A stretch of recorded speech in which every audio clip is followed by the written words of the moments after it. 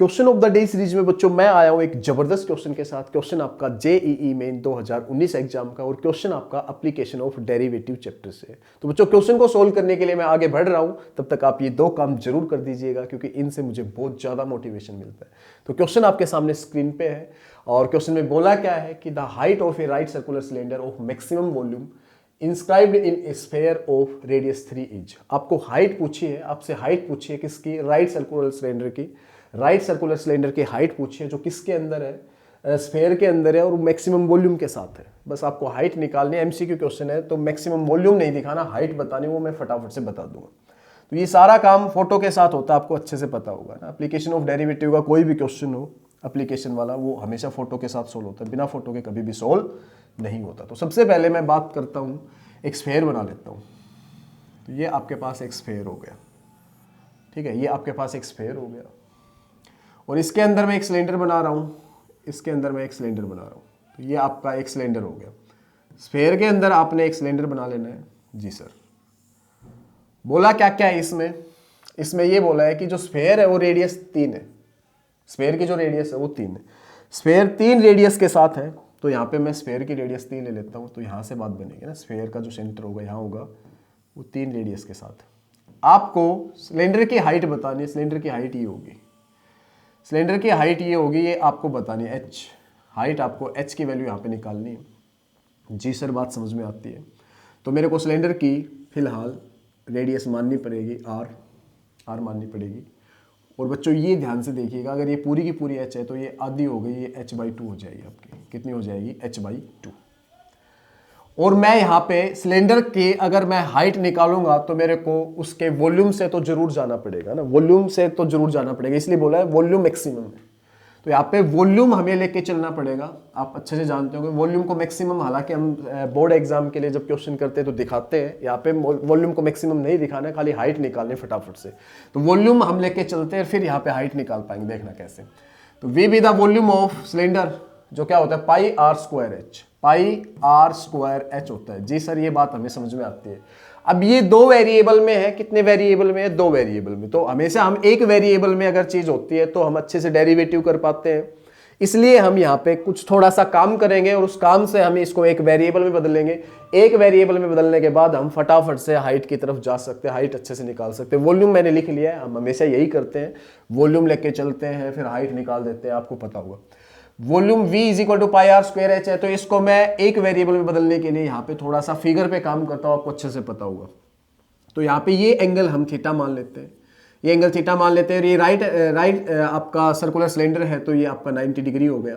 अगर मैं बात करूँ एक बार साइन थीटा की, एक बार कोस थीटा की, तो यहाँ से आपके पास एक वेरिएबल में सारी चीजें आ जाएंगी, सबका सब थीटा में आ जाएगा, आपका सबका सब थीटा में आ जाएगा। देखिएगा साइन थीटा मतलब, साइन थीटा क्या होगा? परपेंडिकुलर क्या है? r अपॉन हाइपोटेन्यूज क्या है? 3। तो r की वैल्यू कितनी आ गई? यहाँ से 3 साइन थीटा। बिल्कुल सर, ये बात हमें समझ में आती है, r की वैल्यू 3 साइन थीटा आ गई। ऐसे ही मैं अगर कोस थीटा की बात करूं, किसकी बात करूं? कोस थीटा की। कोस थीटा की बात करूं तो वो क्या होता है? Base upon hypotenuse. बेस कौन है? h/2। हाइपोटेन्यूज कौन है? 3 अपॉन 3 करोगे तो ये इसके साथ आ जाएगा, इसके साथ आ जाएगा। तो h की वैल्यू कितनी आ गई? ये 6 बन चुका है, 6 कोस थीटा, 6 कोस थीटा। तो कैसे भी करके अगर तुम कोस थीटा ले आए तो आपके पास h की वैल्यू होगी जो सिलेंडर की हाइट है, और सिलेंडर की हाइट ही यहाँ पे आपसे पूछी है, सिलेंडर की हाइट ही यहाँ पे आपसे पूछी है। तो कोस थीटा यहाँ पे लाने का हम काम करेंगे। तो वो इस कॉन्सेप्ट से आएगा जो मैं लेके चल रहा हूँ। V is equal to πr²। r² मतलब 9 है ना, इसका square 9 sign square theta, 9 sign square theta into में h मतलब 6 कोस थीटा, 6 कोस थीटा। जी सर, यहाँ तक बात समझ में आती है। तो V जो आया आपका 54 पाई, इसकी multiply 54 pi sine square theta into में कोस थीटा आया।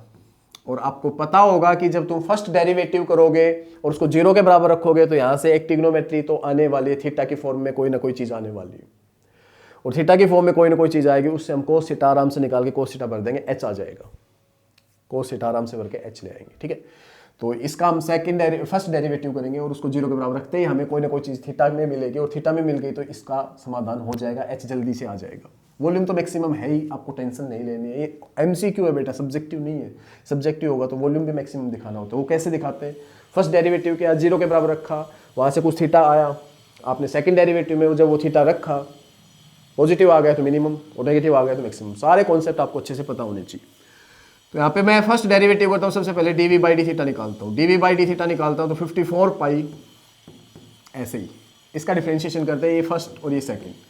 First sem, sign square theta same, second का डेरिवेटिव कोस थीटा का क्या होगा माइनस साइन थीटा। बिल्कुल सर बात समझ में आती है। प्लस में cos theta same, cos theta same. अब सेकंड फर्स्ट का डेरिवेटिव करेंगे तो पावर आ गए, पावर में से कम 2 साइन थीटा और साइन थीटा का कोस थीटा। यहाँ तक भी सर हमें बात समझ में आती है। अब dv by d theta is equal to 54 pi. 54 pi यहाँ से कुछ कॉमन आ रहा है, साइन थीटा दोनों से कॉमन आ रहा है, दोनों से कॉमन ले लो, साइन थीटा कॉमन आ गया तो क्या क्या बचा। जब यहाँ से साइन थीटा कॉमन लिया तो एक तो 2 बचा, एक cos theta cos square theta बचा, यहाँ से आपका माइनस बचा ये वाला, और साइन थीटा कॉमन गया, ये आपका साइन स्क्वायर थीटा बचा। अब आपको अच्छे से पता है फर्स्ट डेरिवेटिव को तुम 0 के बराबर लिखते हो, जिससे आप थीटा की उम्मीद करते हो कुछ थीटा में आ जाए, और थीटा में आ गया वहाँ पे बात बच जाएगी।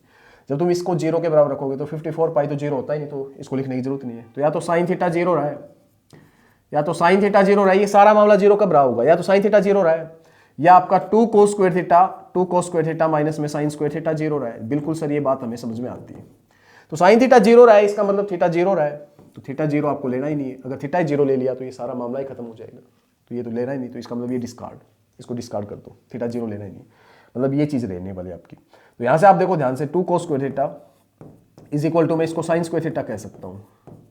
दोनों साइड कोस स्क्वायर थीटा से डिवाइड करोगे तो उधर tan square theta is equal to 2 आ जाएगा। Tan square theta is equal to 2 आ जाएगा, और टेन थीटा की वैल्यू √2 आ गई। टेन थीटा की वैल्यू √2 आ गई, बन गई बात। टेन थीटा आ गया, कोस थीटा बनाना बहुत आसान है, 10th क्लास में हमने खूब किया ऐसा।